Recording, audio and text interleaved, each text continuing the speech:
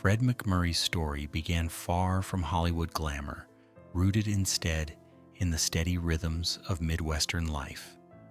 Born Frederick Martin MacMurray on August 30th, 1908, in Kankakee, Illinois, and raised in Beaver Dam, Wisconsin, he grew up in a modest household shaped by discipline, humility, and hard work. His parents emphasized responsibility over ambition, a value that stayed with him throughout his life. Music was his first passion, not acting. He learned to play the saxophone and earned a scholarship to Carroll College in Wisconsin, originally intending to pursue a career in music. Before Hollywood came calling, MacMurray performed in bands and vaudeville acts, experiences that quietly sharpened his confidence and stage presence. These early years gave him something many actors never acquire: an unforced ease and authenticity that would later define his screen persona and make him relatable to audiences nationwide. Hollywood's dependable everyman emerges. MacMurray's transition into film began in the early 1930s after signing with Paramount Pictures, where his calm demeanor and natural charm quickly set him apart. His breakout role came in 1935's The Gilded Lily, opposite Claudette Colbert, a success that firmly established him as a leading man during the Great Depression. Audiences responded to his grounded presence, seeing in him a reflection of themselves rather than an unreachable movie idol.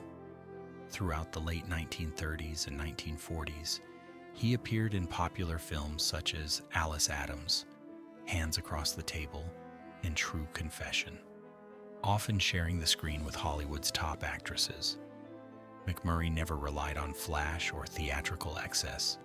Instead, he delivered steady, believable performances that directors trusted and viewers embraced. His reputation grew not through scandal or spectacle, but through consistency, professionalism, and quiet reliability. A dark turn that redefined his talent. In 1944, Fred MacMurray stunned audiences by stepping far outside his familiar persona in Billy Wilder's Double Indemnity. Cast as Walter Neff, an insurance salesman drawn into a deadly conspiracy, MacMurray delivered a performance that permanently altered how critics viewed his abilities. Gone was the gentle everyman, replaced by a morally conflicted figure wrestling with temptation, guilt, and self-destruction.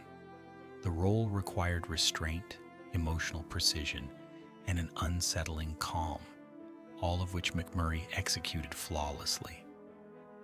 The film became a cornerstone of the film noir genre, and his performance remains one of its defining elements. More importantly, it silenced critics who believed he was only suited for light comedy. MacMurray proved he could inhabit darkness just as convincingly as warmth, revealing a depth that elevated his career and cemented his legacy as a truly versatile actor. Disney, television, and America's favorite father. While dramatic acclaim followed him, MacMurray became equally beloved for his work in comedies and family entertainment.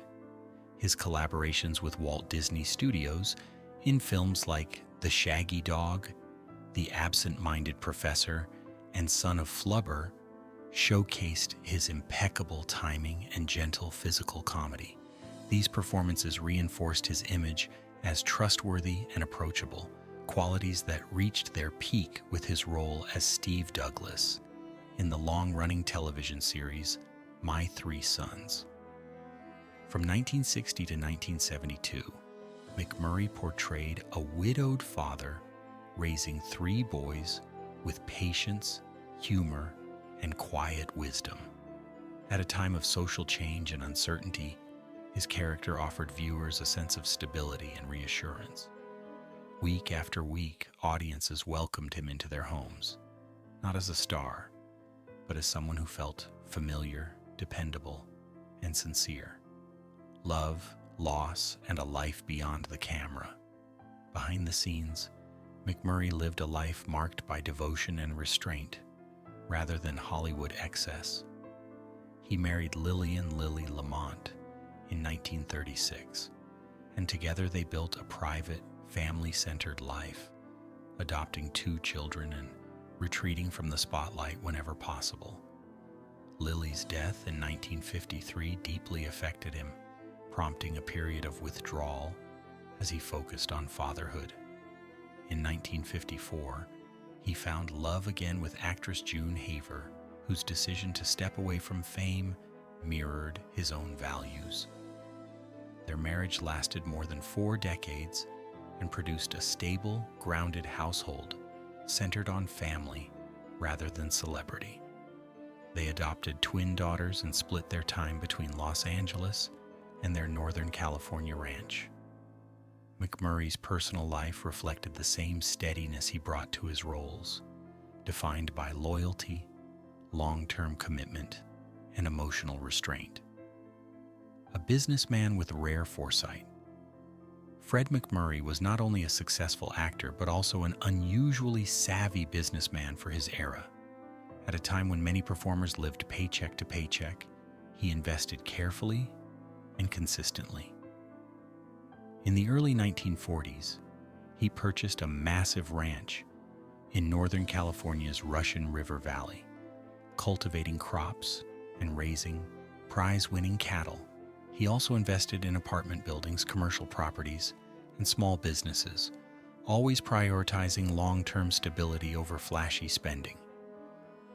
MacMurray famously negotiated profit participation in his film contracts, a rare move that significantly increased his financial security. Despite rumors of vast wealth, he lived modestly and avoided extravagance. His fortune was the result of discipline rather than indulgence. Even after his death, his ranch continued producing wine under his name, a lasting testament to his foresight and respect for the land. Health battles faced with quiet resolve. In his later years, MacMurray faced serious health challenges that tested his resilience.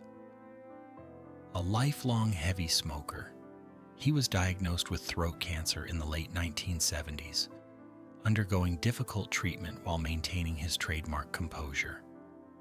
Though the cancer returned years later, he approached each setback without public complaint.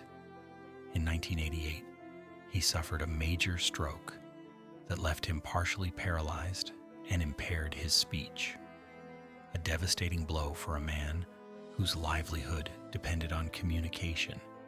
Through extensive rehabilitation, he regained much of his mobility and speech, demonstrating remarkable determination. Additionally, MacMurray battled leukemia for over a decade, a prolonged illness that quietly weakened him. Despite these struggles, he remained dignified and private, choosing not to make his suffering a public narrative. His endurance reflected the same understated strength that defined his career. A funeral marked by an unexpected presence. When Fred MacMurray passed away in November 1991, his funeral was a modest and respectful gathering, fitting for a man who avoided spectacle. Family, friends, and colleagues attended, sharing quiet remembrances rather than grand tributes. Yet one presence stood out to those who noticed: former child actor Tommy Kirk. Known for his Disney roles alongside MacMurray, Kirk's career had ended abruptly in the early 1960s after personal circumstances led to his quiet exclusion from mainstream Hollywood. For many in attendance, seeing Kirk there was surprising, not because of drama, but because time and silence had obscured their connection. He stood quietly, making no attempt to draw attention, offering a personal farewell rather than a public statement. His presence added an unspoken layer of meaning to the day, hinting at private bonds that had endured beyond careers and reputations, loyalty that never needed headlines. Fred MacMurray was not known for public declarations or outspoken stances, but those who worked with him often spoke of his private integrity. He rarely commented on industry controversies, yet he treated colleagues with consistent respect. Tommy Kirk later reflected that MacMurray never distanced himself or behaved with judgment, even when others did. On set, MacMurray had been professional, kind, and quietly supportive, offering something rare in a harsh industry: dignity without conditions. That understated humanity left a lasting impression. Kirk's attendance at the funeral was not an act of protest or nostalgia, but one of gratitude. It was a recognition of decency shown when it mattered most, without expectation of recognition. In an era when silence often meant abandonment, MacMurray's quiet consistency spoke volumes, even if it was never meant to be noticed. The enduring power of quiet decency. Fred MacMurray's legacy extends beyond box office numbers or iconic roles. He represented a version of Hollywood defined not by excess or controversy, but by steadiness, responsibility, and quiet kindness.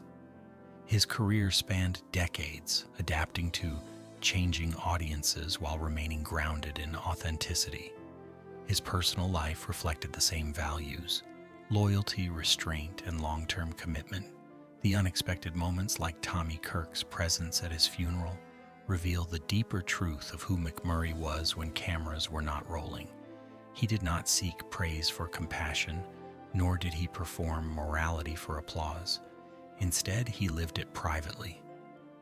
In the end, his story reminds us that influence is not always loud, and integrity does not require recognition.